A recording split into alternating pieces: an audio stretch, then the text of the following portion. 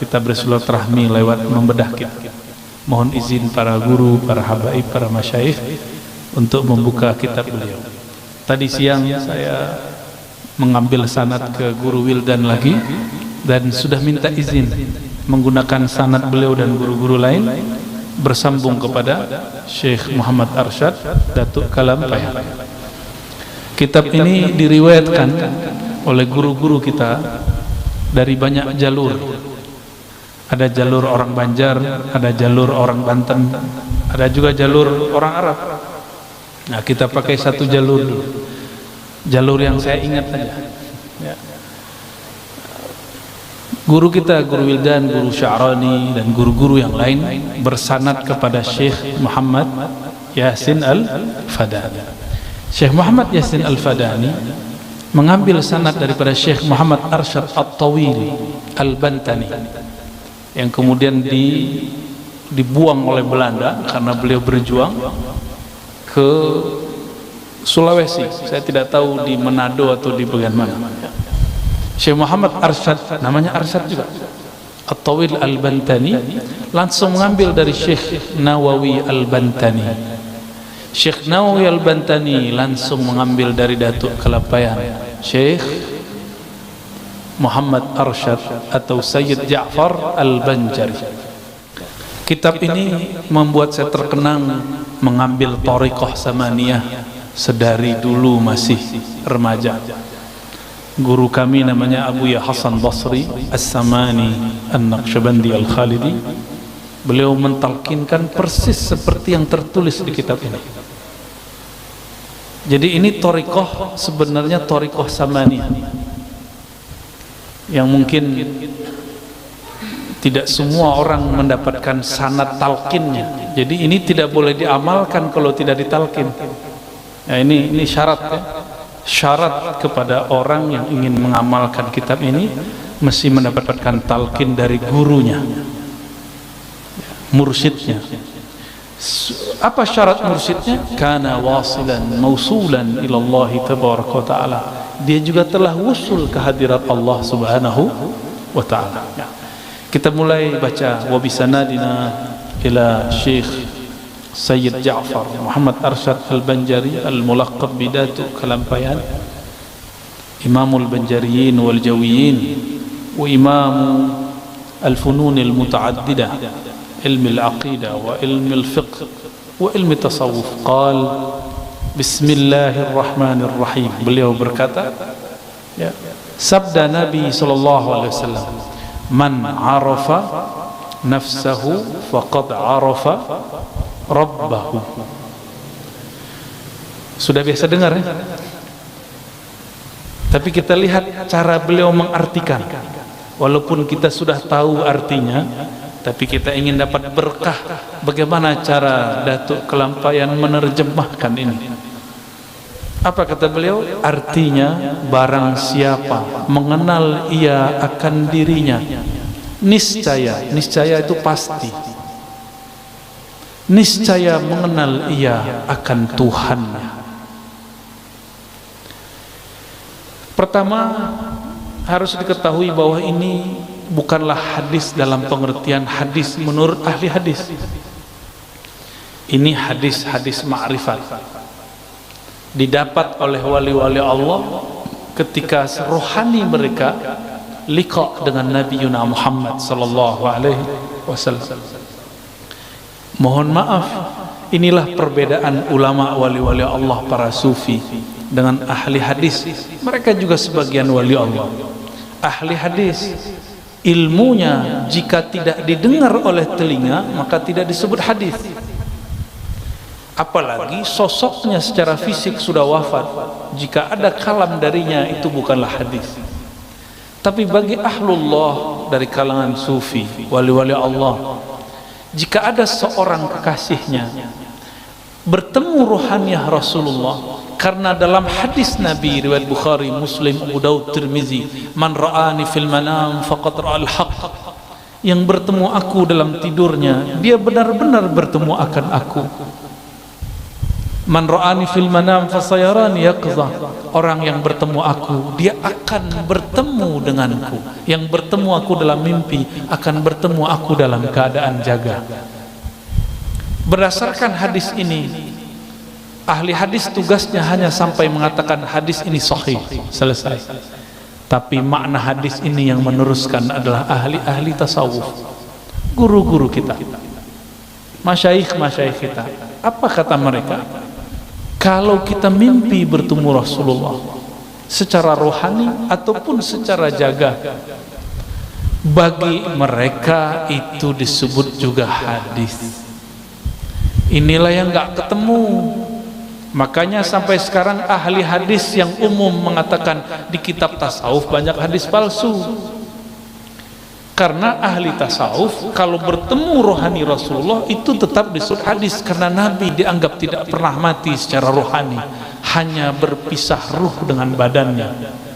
Jadi wajar guru-guru ini bakal dianggap sebagai halu. Tahu halu ya? Dianggap nanti sebagai penyebar hadis palsu. Bukan, kita nggak pernah mau memalsukan hadis Nabi. Berani menolak mimpi bertemu Rasul sallallahu alaihi wasallam, berani. Saya dikritik seseorang, apa kata dia? Tidak boleh cerita mimpi Nabi di depan orang. Saya tanya balik, mana dalil yang melarang mimpi diceritakan kepada orang? Justru hadis Imam Bukhari, mimpi diceritakan kepada orang, tapi orangnya yang ahli, orangnya yang ahli, li'arifin, orang yang arif.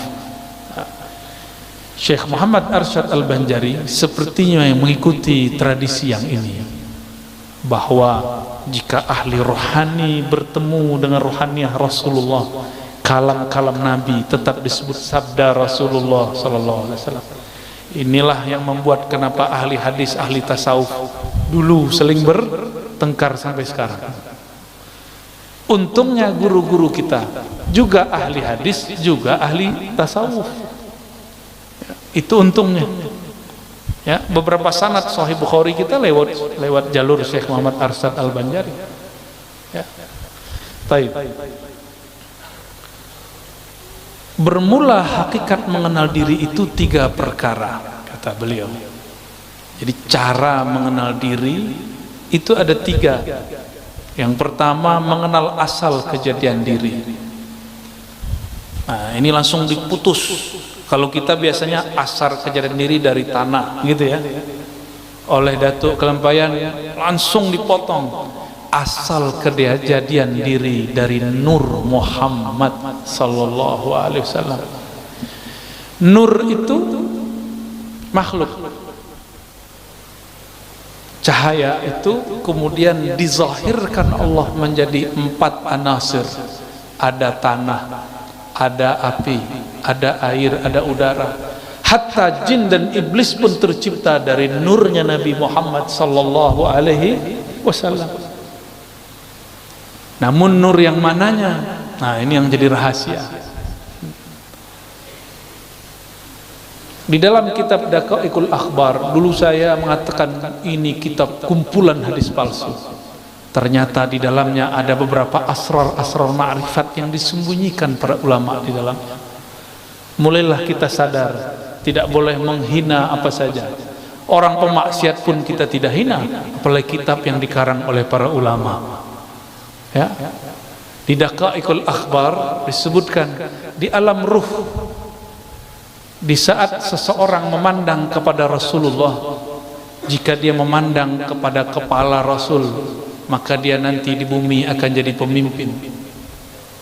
Jika dia memandang dadanya Rasul, dia nanti jadi apa? Mandang tangannya Rasul, nanti jadi apa? Sudah disebut. Maka semua pekerjaan kita ini itu hanya ulangan dari apa yang kita pandang dulu di alam ruh. Saya duduk di sini, guru-guru ada di sini, jamaah ada di depan. Semuanya menunjukkan apa yang dulu pernah kita lakukan di sana. Cuma mengulang. Bedanya dulu ruh itu tidak laki, tidak perempuan. Sekarang kita jadi laki, bukan perempuan. Ada yang perempuan, tidak laki-laki. Jadi bagaimana cara mengenal diri yang pertama? Kita harus mengembalikan bahwa diri ini berasal dari nur Nabi Muhammad sallallahu alaihi wasallam.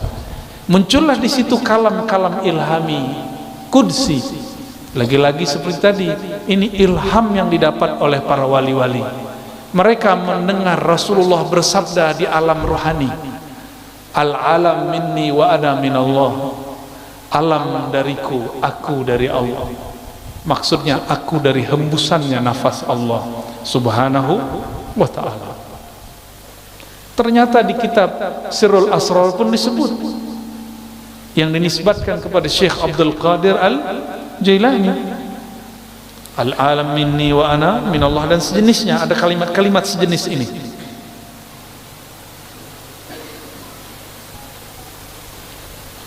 Seperti sabda Nabi sallallahu alaihi wasallam. Kedua, menyatakan dirinya dahulu daripada mati. Jadi cara mengenal diri yang kedua, mematikan diri sebelum mati. Mati apakah? Ini yang kita kaji malam tadi di mana namanya, Bumi Sholawat ya. Tapi karena tempat terbatas, kita bagi lagi di sini. Sebenarnya saya belum pernah membaca kitab ini sebelumnya, kecuali judulnya ya, tapi tadi langsung khatam dalam waktu bersolawat, langsung selesai ya, dengan baca sanad segala macam. Kita tabarukan, kita ijazahan, saya minta izin secara rohani dan secara jasmani ya. Jasmaninya tadi siang, rohaninya barusan. Ternyata isinya sama dengan thariqah saman yang dulu saya ambil waktu remaja, persis sama. Dulu guru kita baca dua lafaz ini, man arafa nafsahu faqad arafa rabbahu, lalu mutu qabla an tamutu. Matikanlah dirimu sebelum engkau mati. Matikan dirimu secara makna, secara sifat. Jadi diri ini tubuh. Tubuh itu Allah tiupkan ke dalamnya ruh. Ruh itu membawa yang disebut sifat. Bernamalah sifat itu sifat ma'ani pada Allah, ma'nawiyah pada kita. Yang disebut mati maknawi, matikan sifat ma'aninya gitu. Sifat ma'ani ada berapa? 7. Coba disebutkan apa aja. Kudrat, iradat, ilmun, hayat, sama, basar ya. Ma'ani milik Allah, tidak mungkin dimatikan. Maka yang dimatikan hanyalah sifat maknawiyah. Kaunuhu sami'an, kaunuhu muridan. Saya punya sama pemberian Allah. Sekarang samanya cukup disimpan sebagai sifat, tapi tidak diaktifkan mendengar. Disebutlah mati makna sifatnya, mati maknawi. Itulah mati sebelum mati. Ini yang melihat mata atau bukan mata? Ini coba lihat. Saya yang datang ke mata bapak saudara, atau matanya yang datang ke saya? Atau bukan dua-duanya? Tapi ada cahaya. Kenapa ada orang coba mata dipejam? Ingat Monas, kelihatan? Berarti ada yang bisa melihat selain mata ini. Coba pejam mata, ingat orang yang dicinta. Sebentar aja Pak. Buka mata, masih kelihatan? Bisa. Jadi semua kita sebenarnya bisa masuk ke dimensi itu, cuma tidak mau melatihnya. Ya, kita bilang halu. Padahal kalau halu, maka ilmu para aulia semuanya halu. Ini ada sok pemberantas halu, yang dia berantas ilmu wali, mana bisa ya, jadi wali dulu baru berhadapan sama wali Allah ya. Kecuali dia wali setan, kita nggak tahu kan. Wali dua aja Pak. Kalau nggak wali Allah, wali setan, wali rahman, wali syaitan, dua aja. Mungkin dia wali setan kali. Masa ilmu wali mau dihabiskan? Kita ulangi. Jadi ruh itu punya sifat dia tidak mungkin dimatikan, tapi sangat mungkin sifat itu dinonaktifkan, diistirahatkan. Contoh sederhana, kalau kita rindu seseorang, kita pandang wajahnya di handphone, disapa oleh orang, jawab nggak terdengar, karena di saat itu sama kita tidak sami'an. Dia ada samaknya tapi tidak sami'an. Nah, kita sering menyebutkan Allah itu sama, ma'nawiyahnya kaunuhu sami'an. Kaunuhunya dicoret dulu, itu yang disebut mati maknawi.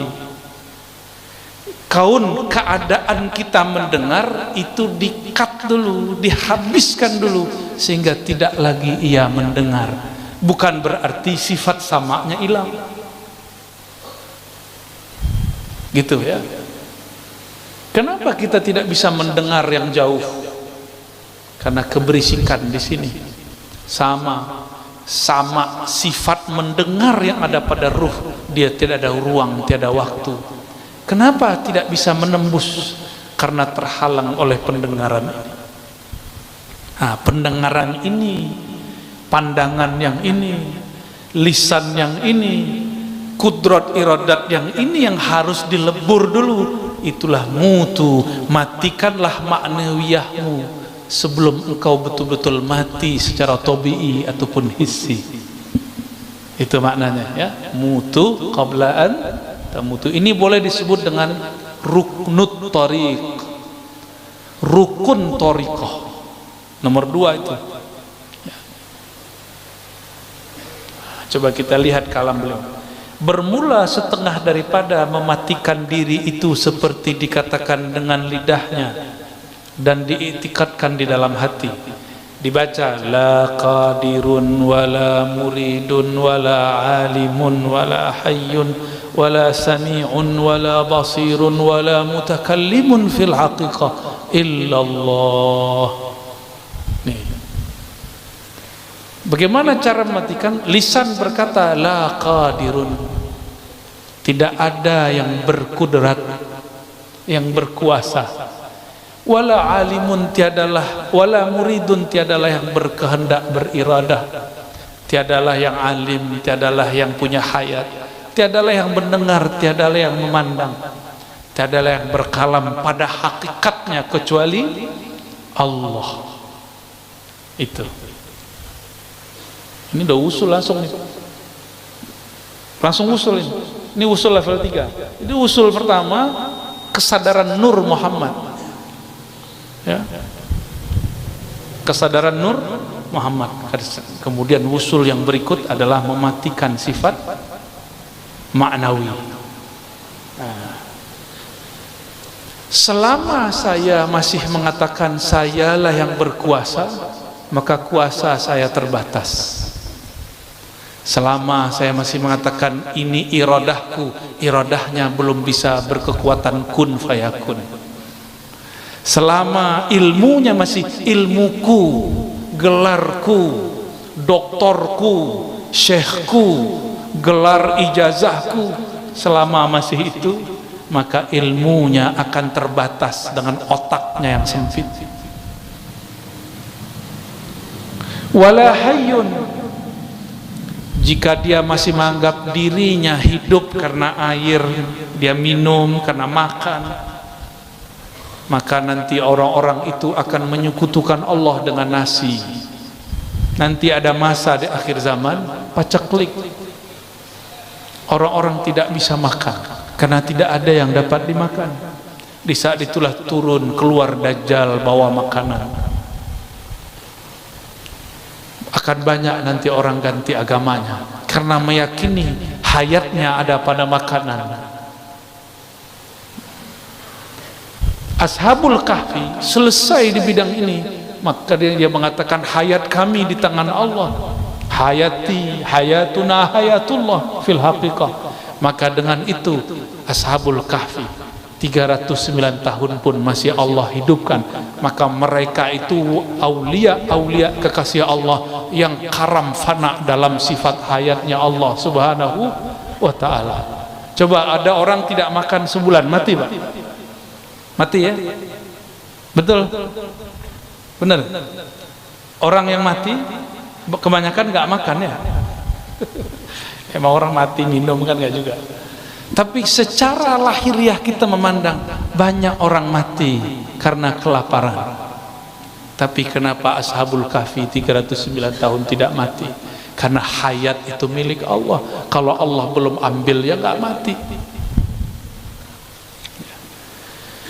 Wala sami'un wala basirun. Kalau pendengaran ini 10 meter sudah tidak terdengar. Tapi kalau sami'nya sudah dimatikan, maka Allah lah yang mendengar. Allah memperdengarkan kepada kita. Inilah yang disebut kasyaf sam'iyah. Kasyaf secara sama. Disinilah banyak para wali mendengarkan kalimah-kalimah. Inilah yang terjadi pada orang yang bermimpi mengatakan, aku mendengar Rasulullah bersabda, man arafa nafsahu faqad arafa rabbahu. Dicarilah oleh ahli hadis, di mana ini hadis? Tidak ditemukan di kitab hadis manapun.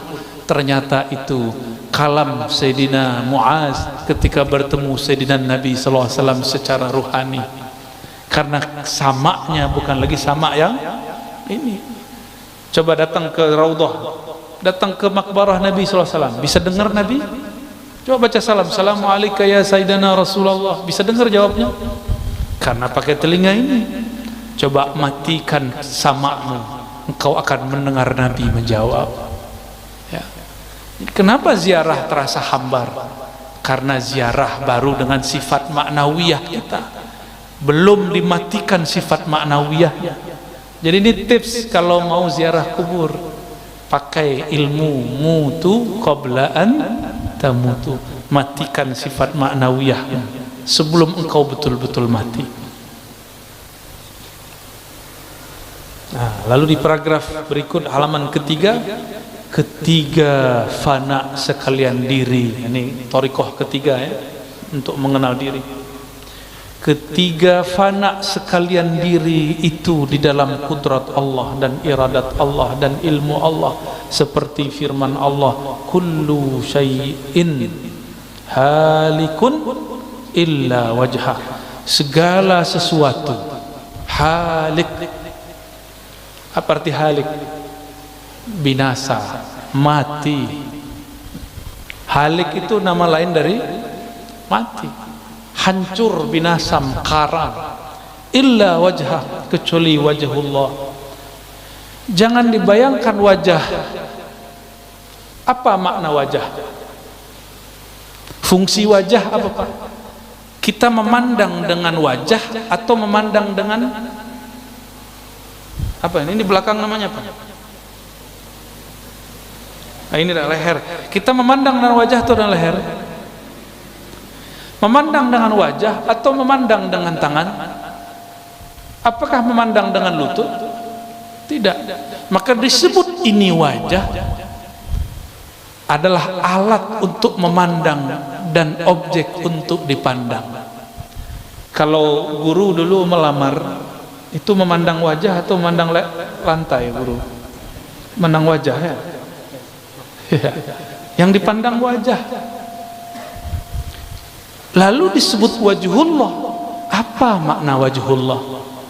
Jangan, Allah itu bukan jisim, bukan bisik, bukan benda, juga bukan benda-benda metafisik. Yang penting Allah bukan sesuatu yang dapat digambarkan. Apa yang terbayang di pikiran Allah, tidak begitu. Begitulah akidah Ahlus Sunnah. Lalu apa yang dimaksud wajah? Maka ulama kita mengambil makna wajah itu adalah hakikat ihsan. Engkau beribadah kepadanya seakan memandangnya. Allah tidak punya fisik seperti ini. Maka kapankah seorang hamba memandang kepada wajahnya? Di saat seorang hamba memandang ke dalam wajah kolbunya. Kolbunya Bani Adam, jika dia hidupkan nama Allah di dalamnya, itulah wajhul asma, wajah nama Allah subhanahu wa ta'ala. Maka nanti di saat semua kolbu mati, hanya kolbu yang di dalam kolbunya terpancar wajah nama Allah yang tidak binasa. Ya. Tiap-tiap sesuatu binasa melainkan zat Allah. Nah, beliau mengartikan wajah di situ zat Allah. Namun saya mengurai bahwa wajah di situ bisa diartikan nama, bisa diartikan fi'il af'al, bisa diartikan sifat, dapat diartikan zat. Adakah nama tanpa zat? Nama beliau ini ada karena memang ada zatnya.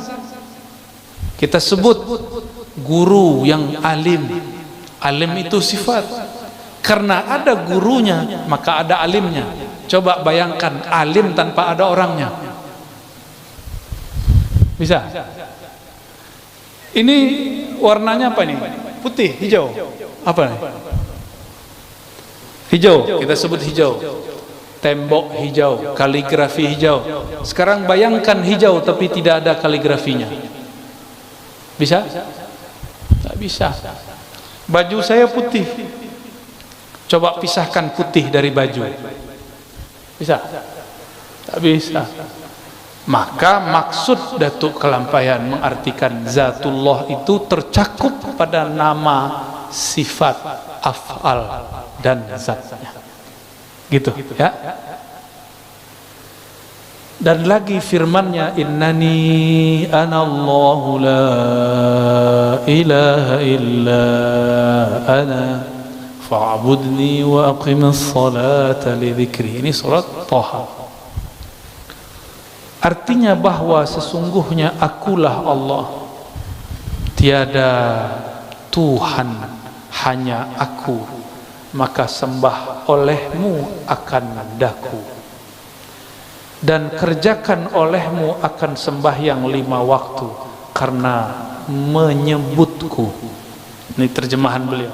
Lalu beliau mengatakan, syahdan wajib kita mengikut amr Nabi SAW.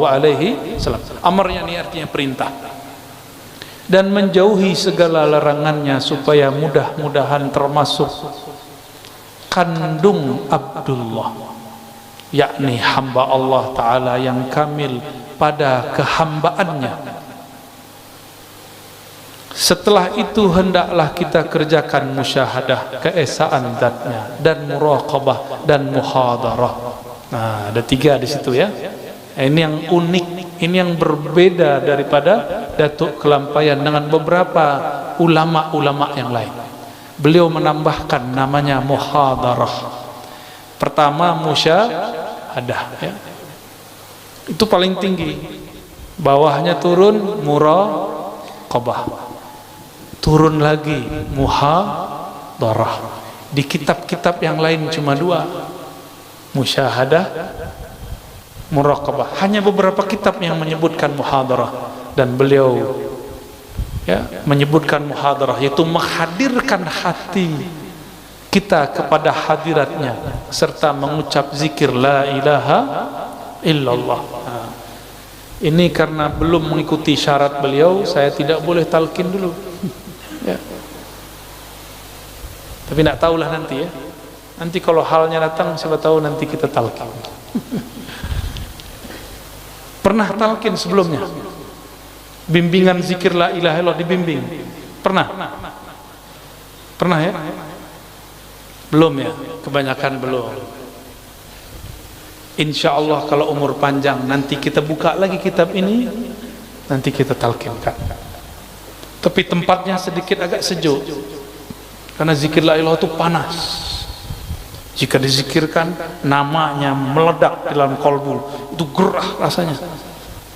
Nah, terus tempatnya ini kan tertutup ya.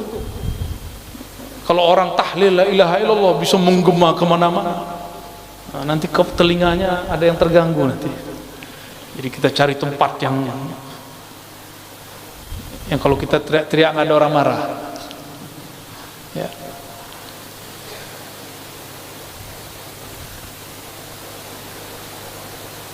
Nah, ini halaman 5, 6, 7 itu kaifiat thariqah samaniyah yang dahulu waktu umur saya masih 11 sampai 13 tahun saya mengamalkannya dan mengalami apa yang beliau sebut, apa yang beliau kalamkan, hakikatnya kita pernah mengalami.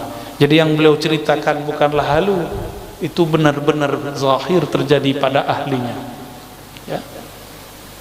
Coba kita lihat ya di paragraf berikutnya ya.